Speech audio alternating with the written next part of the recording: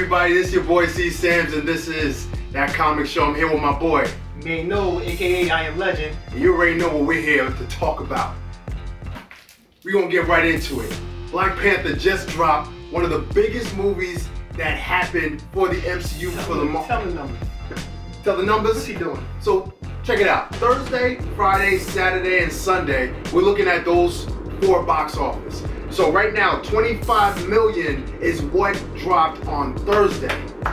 25 million. So that is now the second highest opening on a Thursday night for a Marvel cinematic movie. That's awesome. That's awesome. Crazy. Right now, it looks like they're pacing for 213 million for its opening weekend. Opening weekend. Absolutely. I listen, we don't want to get 100% biased, but for this movie to make the impact that it did, and for the actors who came together, for the director, Ryan Coogler, who put this all together, and for Marvel entrusting the guidance of the producers and the director, this is what you have. Amazing. An amazing story, amazing characters. Everything was lined up, everything fell in place. I thought this movie was out of sight. Definitely. This movie, it seems like the writer and the director came up saying, hey, let's make a movie about Wakanda. Like, okay, we're gonna film Wakanda, but who's in Wakanda? Oh yeah, Black Panther and them is in it. So they started adding a little flavor here and there with the Black Panther, with Killmonger, with M'Baku, with Shuri, so many great characters. I love them all. I can say that for the first time in the film, there's not one character I dislike, where I just like totally disliked them for no odd reason. Like everybody did their job, the acting was great. It's just a great movie overall. So let's get into the good stuff, I guess. I guess that's one. So we're gonna just jump into it. Let's jump right into it. The positive. Acting, like I said, all the characters, it was all good. I'm gonna go with the biggest one. I wanted to save him for last. I'm gonna start off with him. We have witnessed so far the greatest Marvel villain on screen, with Eric Killmonger. How he got his name Killmonger? Oh, this is a spoiler review. Sorry about that. It's up there. Spoiler alert. Spoiler alert. Let's go. Spoiler alert. Forget it. Eric Killmonger is the greatest Marvel villain we ever seen. His story. When a villain makes you think that he's the hero and you actually side with him, that's how you know you have a great villain. And the whole time I was thinking like, wait, no, you're right, Killmonger, yeah. Wait, maybe we should. And then I'm thinking to myself like, who's the villain in this? Is Wakanda the villain? Is T'Challa's father the villain in this? T'Chaka, yeah. T'Chaka? And Michael B. Jordan did such an amazing job. And the way it ended for him, I was sad, and I know I'm doing the biggest moment, but that was like I said, Killmonger was a favorite part of Black Panther for me. The best part of Black Panther for me, besides Wakanda. And I wish he would have returned, but I guess we might not see him no more. What do you think? Well, clearly we're not gonna see him no more. Spoiler. Yeah. But here's the thing though, and I agree with you 100%. Michael B. Jordan, this actor, I have never seen him play a role of a villain. This was the first time he played the role, and he nailed it. From the very beginning, when you first see him and you see his motivation is to infiltrate and get into Wakanda. So who does he hook up with?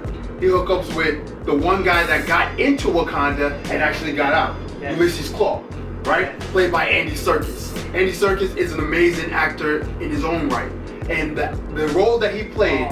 He played a phenomenal role. Now that right there was, to me, almost Joker level. When I say that, I mean like his personality and the way that he carried himself. He was like a big kid in a candy store. Like every little thinking about interrogation. Yo, he was amazing. Yo, even when they were getting away, like there's a part in the movie where they're at this casino and everything like that, and you know this whole fight breaks out and all that, and they get away. And as they're driving, he said, "Yo, man, turn on some music, man. It ain't a funeral." And what you see, Kendrick Lamar, red light, green light, red light. Yo, I'm like, oh my god. Yo, this movie, yo. I know we jumping around. The soundtrack for this movie, on point. From beginning to end. Every time they talked about T'Challa, He had a nice little African rhythm and everything like that. As soon as Killmonger, the casino scene where you see that little African beats when they started fighting, I'm like, oh my god. They integrated that so perfectly. And when Eric Killmonger jumped in, then you started to get a little bit more of the hip hop flavor. Yep. But you know what? I love the beginning, how it started off, because it's right there in Oakland, California, and you see them with the crate with the bottom cut out. That's my hood right there. That's how we used to play basketball in the hood. You used to cut that out, you used to put it up on the telephone pole and everything like that, and that was your basketball. And that whole scene in Oakland, CA, where the director is from, I believe that's why they showed that scene. And also, a little Easter egg I could throw it in there. The Black Panther party started in Oakland, California, 3 months after the Black Panther was originally released. But you gotta save that Easter egg for the Easter egg part. Easter eggs, I forget that. We're gonna repeat. Back to Oakland, CA, that's home of Brian Coogler. Yeah. So we start off with the uncle, the brother of T'Chaka. He's planning, looks like a heist, or not too sure what they was planning, but it was on the line, along the lines of something. Yes. They were looking to do something.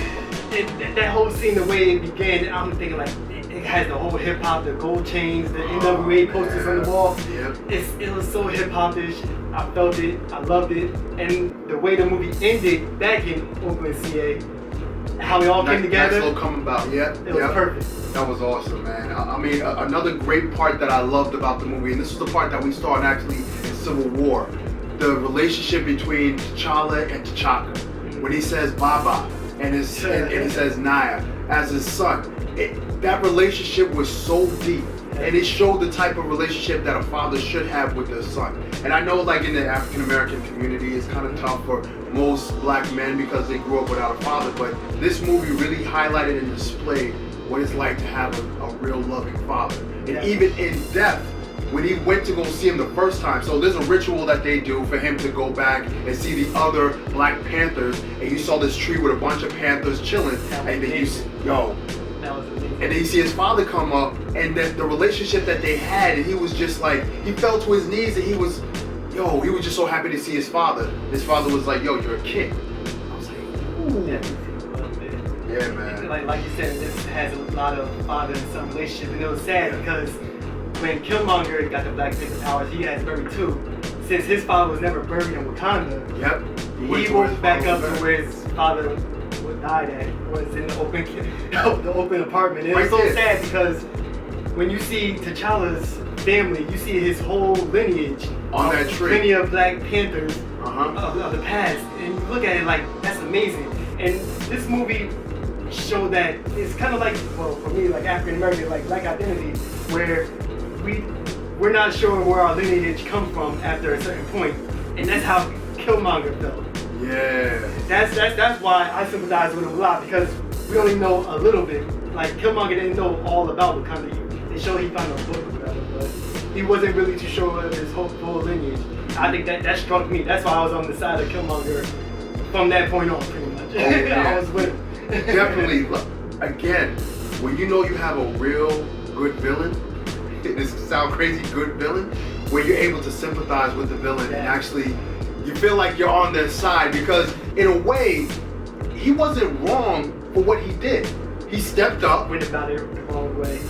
He went about it the wrong way, but he did something, and I love it. Made sense of his motivations and why the guy that was in charge of the rhinoceros, I forgot his name, but why he was so okay with him, with Killmonger coming into the castle and everything, coming into the kingdom, because like he wanted him to kill Ulysses Claw or bring him back. And when T'Challa couldn't do it, and this outsider was able to do it, and the outsider showed that he was Wakandan, I mean, for him, that was all he needed to see. You've already proved and showed what you can deliver. That's something the previous king and the current king can't do. And that's what it was. His name was Wakabi. And Wakabi. Once Wakabi seen that, like you said, he was like, okay, I'm on this side. Even going against Okade? I can't say that name. I apologize. Yeah, the names are kind of tricky. Okoye. Yeah. Which is, if people know, she's in The Walking Dead. And so when he even went against her, I was like, wow. So he really felt some type of way. And I guess he felt that way because his family was part of the bombing. Right. That happened I'm guessing during the 90s maybe. They never really said. They never specified when, but if you go back to some of the Marvel movies, how they talked about it, Tony Stark knew who Ulysses Claw was because of the conventions. Yeah. The only convention that we really see was in 91 and also in 2000, and they showed that in the movies. So we could assume that it was around that time, but they never really gave us a time frame. But again, man, Marvel, and another thing I loved about this movie, there was no outside interference. Meaning, you saw no other Avengers, you saw no other hints to any Avengers areas, nothing. It was everything. This was a movie about Wakanda featuring Black Panther. That's basically what this was. Because we saw how Black Panther, how T'Challa got his start, we saw that in Civil War. So now we're seeing Wakanda and all of his beauty and all of his culture and his official dawning of the man. I'm going to say it's an origin story of Black Panther, because Black Panther was already Black Panther. It's an origin story of Wakanda. Yes. For us to Wakanda. Right. And going back to like one part that really got me after the movie ended was, so the whole story is of how Wakanda stayed isolated even though there was times of war, times of slavery, and they show like the very first scenes, you see like the boats pulling up and you see the Africans in chains being pulled away, and you see like the world wars, and you think like, wow, so they had all this power, one spear could kill a tank, like a blow up a tank, whatever, and they stayed quiet. So who is the villain in this? And that's what T'Challa had to think about the whole time. Should he bring Wakanda out, or should he keep it to himself and protect his people? And if you notice, like during the whole film, the war dogs that actually live with the people, they wanted to protect the people. They see a lot of people oppressed and say, hey, like Killmonger, you know, one of them, even T'Challa's love interest, what's her name? Nakia. Nakia, love interest, Nakia. She was saying we could do so much more. We have the power, we have the technology. Let's do something. Do it. And you know what? I love that. I love that part too. How they explain that, because even when T'Challa went back to his father, because during this scene, Killmonger actually not technically defeat him, but he threw T'Challa over a cliff. He should have been dead. He should have been dead. But you know, for the sake of the movie, he's alive. But during that part, he goes back to meet with his father, and his father is like, "Yo, it's time for you to come with us." And he's saying, "Yo, y'all was wrong. Y'all was wrong for being quiet all those years." And the father had no answer. It's such more visuals too, because that time when he came back, there was the sunrise, and it was like, and the other one was God. it was the movie, you know, the symbolisms in the movie. This movie it goes beyond just another comic book movie. It goes beyond just another origin movie. This movie, it was love, it was passion, and it was heart that was poured into this movie, and you saw it throughout the entire stretch of the movie, from beginning to end. Oh my gosh. I can't really think about any more scenes really. I mean, the fight scenes were pretty good. Some people would say that they would want more fight scenes. I thought it had enough fight scenes, and some of them were so intimate and so down to earth. And even the final fight scenes, they jumped from different scenes, but every scene was so compelling. Even the end. Man, I forgot the guy's name again, but he was on the rhinoceros. Oh, when he blew the horn, and Black Panther was like, no! I'm thinking like, that one must have sent a lot of people out. And then you see the rhinos. Oh my God. And even when the rhino was coming through and it stopped and licked my girl on the side of the face, I was like... And that's another thing I like about this movie is the black woman in this is so strong and so powerful. They was not only was they holding their own, they was whooping Wakabi and the Border Patrol, I guess that's they was whooping them. They was no problem. And the question that he asked her, he said, "Will you kill me, my love?" And she said, "For Wakanda, without question." That shows the loyalty to a country. And even though she had to be loyal to whoever sat on that throne. It was the dialogues.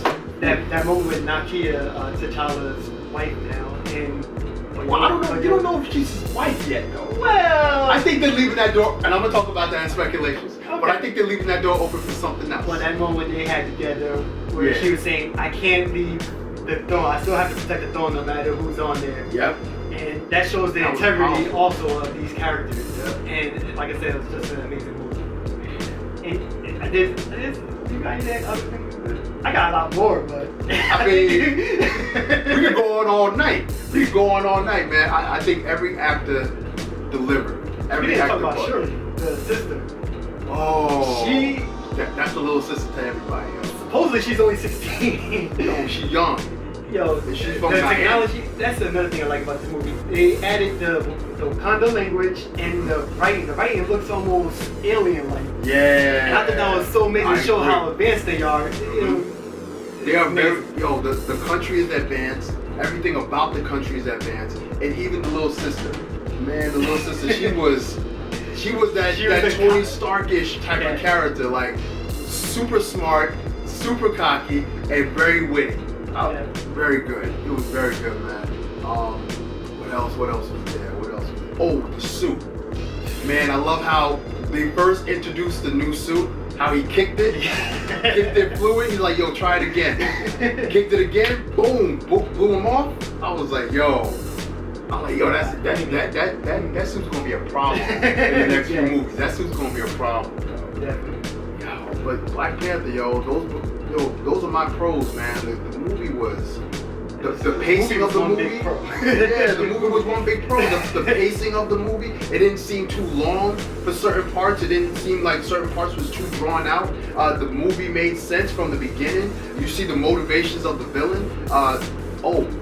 Spoiler, Andy Serkis. Yeah. Oh, Andy Serkis. How he died. Yo, when I told you Killmonger is the best Marvel villain, he took out another Marvel villain. That's how good. That's how good he is. I don't think no other Marvel villain has ever taken out another Marvel villain. I mean, this was not like towards the end of the film. This was like 20 minutes in. Yeah. He was like, yo, just drop me off at Wakanda. He was like, oh man, I don't know if I can do that. He was just, yo. Took out his girl first that he was with. Shot through his girl. And they only had like 1 or 2 scenes together, but you got a sense that she's been with Killmonger for a while, so maybe they love each other, whatever. Nope.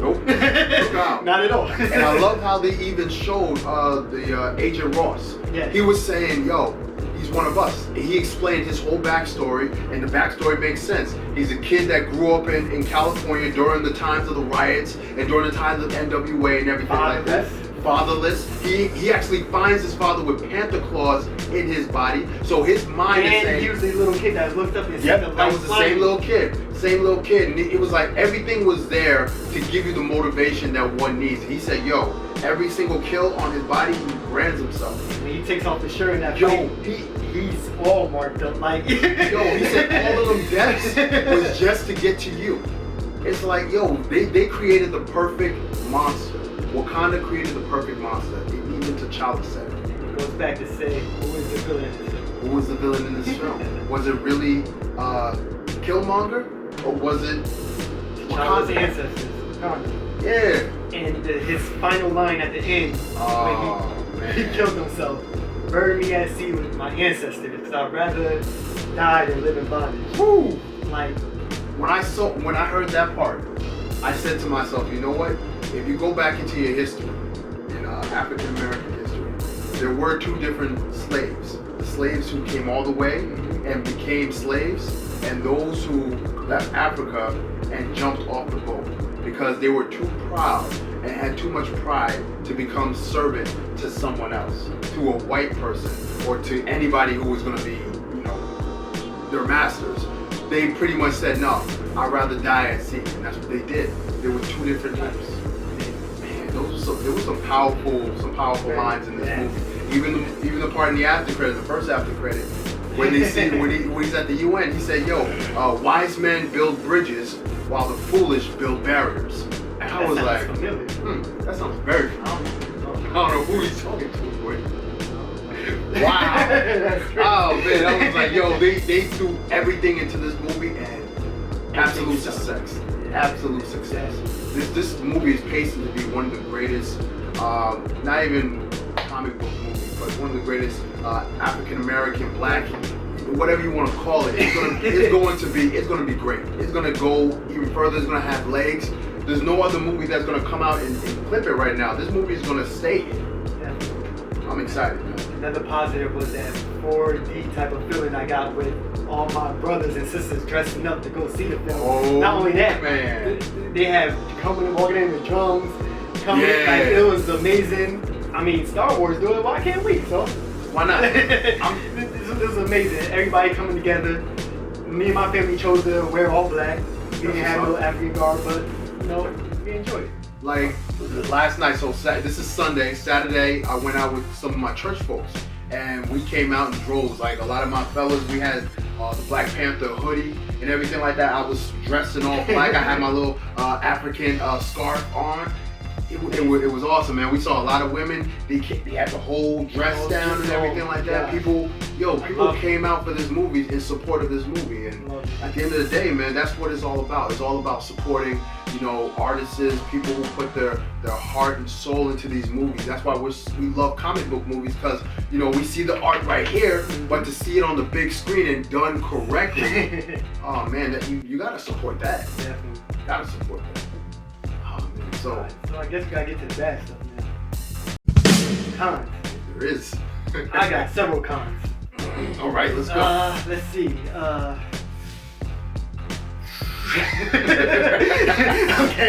Okay. I really don't got nothing. I mean, all around it was a good film. The writing was good. I don't know. All right, I got one con. Oh, I thought about it. I got it. Go ahead. So, this is not really a con, but Black Panther's character, I believe it was a little of a con to me. But the acting by Chadwick Boseman gave him more. It looked like the character itself was like such a regal character, where he seemed kind of plain. But because of Chadwick Boseman and his acting skills, it just like uplifted him to something that said, okay, I'm down with you, I'm good. But other than that, I mean, like, I don't know. I don't see all the, I mean, the cons with it. To me, the only con that this movie had, it could have threw on an extra 15 minutes. I would have loved to see a little bit of Wakanda before Black Panther, if that makes any sense. Instead of like the beginning part, right, when where T'Chaka is with his brother, and Nobu, I think his name was, and he kills him right then and there. I thought it would have been pretty cool if, you know, they showed the after effects of it, you know, something like that, like or an extended conversation or something like that. I mean, I was able to watch it and just piece it together myself. But I guess for me to see it, I thought it would have been pretty good. The movie was about 2 hours and I think about 15 minutes. So it was long. It didn't feel that way. It didn't feel that way. It really felt like an hour and a half. That's how you know you're watching a good movie. But it didn't feel like 2 hours. But I guess for me, I would have wanted just an extra 5-10 minutes in Wakanda. Well, they said they was gonna. Well, I guess that was in Wakanda. There was some deleted scenes in Chicago. That's what I liked about this movie too. I'm gonna go back and forth. The locations. We went to South Korea, to Oakland, Wakanda, to even Nigeria at one point. So it was, but we stayed out of the United States. Yes. We was only in the United States for a flashback. Yeah, for 2 parts. A flashback and present, and that was it. So I thought that was a great pro. Yeah, there's really no cons. You would think the con would have been for me at least, like, yo, I ain't seen no Marvel people, but I didn't care to see no Marvel people. I didn't want to see nobody in this movie. I didn't want to see Captain America running up out there, especially in the final fight scene. I'm glad they kept Ross inside of the final fight scene. Let Wakandans deal with it. Let them deal with it. Let them deal with it. They got it. Oh man. I only seen it once. I'm going back to see it this week. It's a top tier of Marvel movie. I know we got like tier 1, tier 2, tier 3. It's definitely tier 1. It's definitely up there. Probably my top 3 right now. So. Ooh, top 3. You know what? Me too. I was saying I was giving my list. I gotta watch it a few more times first, just to make sure. Just to make sure? All the other movies I've seen probably like 3 or 4 times, so I just gotta make sure. I'll tell you what, for me right now, it surpasses Winter Soldier. For me right now, it surpasses Winter Soldier. Hey man, I'm just gonna say tier 1. I don't know, man. You don't know? There's a lot of movies up there. It is. See, that's the thing with Marvel, yo. Marvel keeps setting the bar to where you say, oh man, this movie's gonna be, and then the next movie come out, you're just like, oh. Because I was saying, yo, I'm like, yo, Ragnarok's up tier 1. I was like, Black Panther, yeah, all right. Thor, you're gonna have to take a back seat. How are we gonna put this together? I don't know, man. It was good, man. You know what? I actually have another con. Okay. One con I had was the after credit scene. I was hoping that I would see something leading into Infinity War. Based on the trailers, we know that some of the fight is going to be in Wakanda. We know that already. So I would have loved to have seen maybe one of the aliens in Wakanda. I would have loved to see something like that. That would have, for me, I would have been like, oh, okay, we're jumping right into it. But we didn't see that. And I was like, okay. I mean, we're still in the spoilers, so we see Bucky.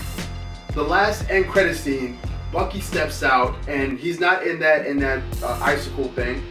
So clearly they must have fixed his issue, his head issue, at the end of Civil War. We saw what happened. He said, yo, put me back under stasis because I can't control my mind. Wakanda, they took care of it, and it looked like he's been out of there for a long time because his beard grew in, his hair is longer. It looked like he's been out of there for a long time. He's even known as the White Wolf now. The White Wolf. I wanted to do some research to say, yo, what the White Wolf is all about. Is this a name that they're going to give him? Is he going to be, more involved with Wakanda? Is he going to be? Are they going to give him some type of suit? What are they going to do with him? It's a question to ask. I mean, granted, he's going to get another arm. We know that. But what else are you going to teach? Because Marvel's been good with throwing us trailers that doesn't make it to the final cut, like with Thor, and that's true. That's true. We'll see. That was my only con. I mean, I could have said we just had to make something up for the cons. Yeah, we really did. we had to say something for cons. We had to do it. So let's just get right into the next thing, yo. Easter eggs. Easter eggs. Well, let's start with the White Wolf. White Wolf is an actual character in the Black Panther comics, which is T'Chaka actually adopted a Caucasian male. Okay. He was known as the White Wolf. He was the head of the War Dogs, which is the spies. And I always thought that Bucky would end up as being a new Captain America for some reason. I thought that would happen, but it looked like it's shifting over to this, and I think I like it. Right now in the comic books, Falcon is Captain America. So. And they've been really pushing Anthony Mackie to be out there in Front Street. So who knows? He might don the stars and stripes and the shield, a new shield, because the other shield is I don't think that Chris is getting that spot. All right. Oh man, Easter eggs. Another Easter egg that I peeped. They mentioned three places where the war dogs were ready to attack. They said they were waiting their orders, they were ready to go. They said everybody else have opposition but these three. New York, Hong Kong, and London. Those were the three that they said. If you go back to Doctor Strange, those were the three sanctums. You have London, New York, and Hong Kong were the three sanctums in Doctor Strange. Now the war dogs are in those three locations. Imagine if those weapons got into their hands and what could have happened there. What if their fight was with the ones protecting the sanctums? Who knows? I think that was stuff that I didn't catch. When I heard that, I was like, and it took me 2 viewings to catch that. Yeah, that's what it was. 2 viewings. Yeah, that's why you gotta watch it twice. Easter egg. What other Easter eggs you got, man? I think that was one Easter egg I had. White Wolf. Another Easter egg. Now, in the jungle when they were running, you saw Black Panther's mother, right? Queen Mom, as they call her, and she had white hair, white dreads. Now, when I saw that, I immediately saw an homage to, in the comic books, the actual wife of Black Panther, Storm. Now, Storm is actually African. She's from Africa. So it was very interesting to see how Marvel kind of gave a head nod, and Nakia is not really his wife per se. So they left the door open. Remember, Marvel Studio Disney now owns 21st Century Fox. That means they own X-Men now. So there's a good chance we might see a Storm in the next Black Panther movie. Possible. Very possible. You got any more Easter eggs? I believe that's it. Alright, let's jump right to speculation. Speculation. So we're speculating how this leads up to the Infinity War, because Infinity War is the next Marvel film. And we had a quick discussion about how the vibranium landed on Earth, and was it owned by someone? Where did it come from? So our speculation is that we think maybe the aliens, Thanos. Yep. Aliens. Is it the Chitauri or? Well, yeah, there's a Chitauri and there are other aliens that are in his army. But what we were saying basically, how in the beginning of the movie they explain where vibranium comes from. Vibranium comes from the sky. It hits the earth, and that's what you got, right? Plenty of it. And there's plenty of it. It's a mountain of it. So for this whole time, as it said, nobody was able to detect where Wakanda was, an impenetrable rainforest. So it will be very difficult for others to see where Wakanda is. Now that Wakanda is out in the open, guess who's coming for the vibranium? So we believe that that's basically what's going to happen. The vibranium is going to lure a lot of the alien forces to Wakanda for the very reason to obtain and to grasp vibranium. But you mentioned something too. I think we've actually seen it in the trailers where you see the little pods landing at Wakanda. You see the Wakandians fighting Thanos' Black Order group. Yep. I first thought that maybe the vibranium was maybe part of the Soul Stone, the Soul Stone. But then after we talked a little bit about it, it kind of looked like maybe that's not part of it. What Soul Stone does, it does bring life and it could cause death. I can understand if maybe vibranium, could make life somehow. The Wakandians, they know how to harvest it, but they don't actually know how to use the power. They pretty much only know a little bit about it, even though they had this technology for thousands of years. So it also sustains life too. Because remember when Ross got shot. Now that I think about it, yes. It saved his life. It did save his life. And Killmonger had a chance to be healed by the vibranium. Not to. So could it be the Soul Stone? Maybe the Soul Stone is the source of the vibranium's power. I mean they've been mining this stuff for thousands of years, and they still have plenty left. Maybe something is in there reproducing it over and over again. But think about it also, now that we're talking about it, the Tesseract was used for a great power source, but it wasn't until they got to the surface or understand what's in the surface to know what it really can do. Same thing for the ether, same thing for the time stone, same thing for the power stone, the orb. There's even Ultron, he says, they've only touched the surface, but they haven't gotten to the center of it. And when they shattered the outside core, then you saw the Infinity Stone, you could be on something. It kind of makes sense. Right now, the only thing they use is for shields, for weapons, things of that manner. But, no, we'll have to see, I guess. We'll have to see. Another speculation I had, basically was, what was it? I think mine speculation was the one. I think it was his speculation. I think it was his. Well, did we catch anything else that could relate to Infinity War? I guess the White Wolf, we know that he's gonna be in Infinity War. Right. Time is gonna be an opening. Maybe. Oh, another speculation with Shuri.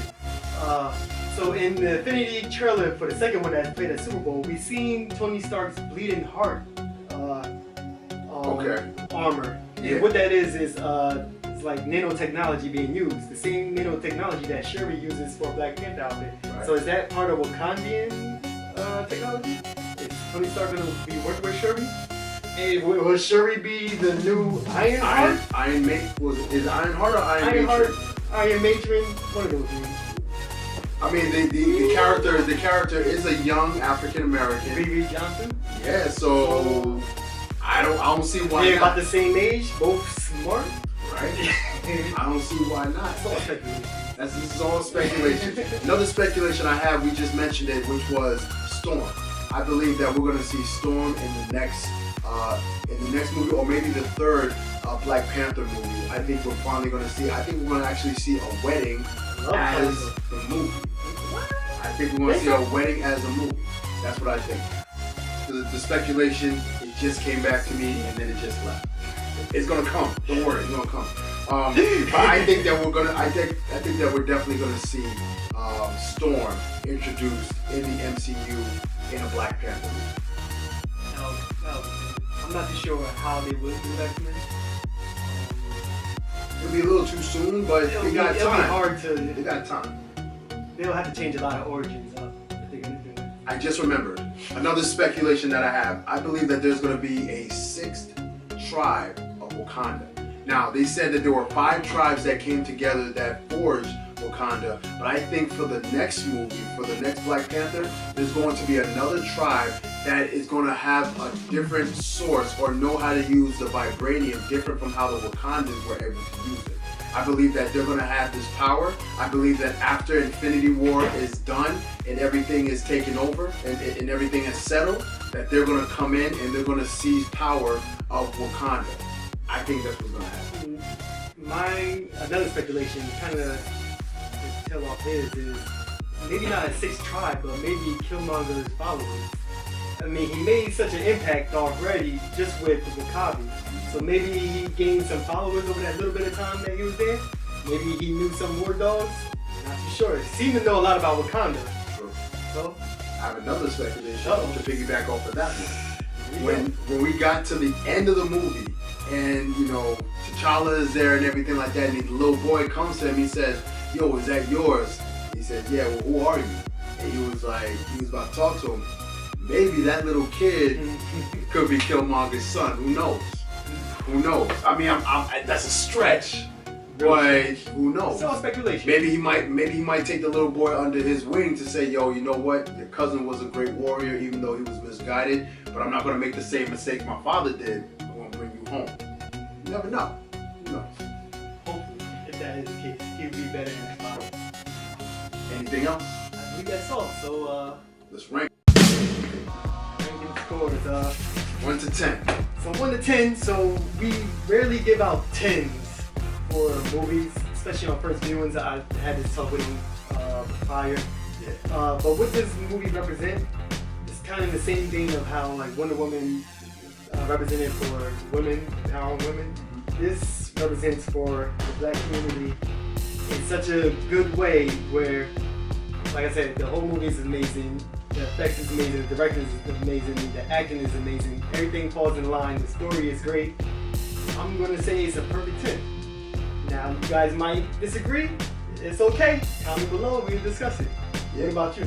Me, same thing, man. I don't give a lot of 10s to 10s, but whenever a movie makes such an impact for me and makes such it touches me in all different fashions and all different ways, it goes beyond a 10. So for me, I gave it a 12 out of 10. I think that's why we give it a 10 too, because the impact of it after even we finish watching it is still resonating with us. Like, wow, like just thinking about a few things, just talking to each other, like. It goes beyond just being some people like to describe it as a Black hero movie. It goes beyond that. Understanding that Meteor Man was technically the first live action Black hero movie, then Blank Man, then you have Blade, the Blade trilogy, then you have Hancock. You know, you have these characters. Yeah, Catwoman, even though. You got Catwoman, Halle Berry. Yeah. I mean, at the end of the day, like, yeah, those movies were great and everything like that, but this movie right here is in this new era of comic book movies. Comic book movies can be great, and some could be just plain awful. But to get this type of movie, this type of atmosphere for the time that I believe Black people need it, based on the overtone of our administration, I think this movie was the perfect time and the perfect scene. Yeah. I loved it. Well, yeah, man. Heard it here first. Word. So definitely comment below, like, share, subscribe, do all that stuff. You know, we appreciate the love. We trying to get to the red carpet of Infinity War. If anybody got tickets, let us know. Let us know. We're trying to see that in April. So we got to travel to China to see it first. Whatever the case is. I can do it. I don't like planes, but I'll do it. We'll do it. So anyway, this is your boy C. Sams. hey, no, aka I Am Legend. This is That Comic Show. We out. Peace.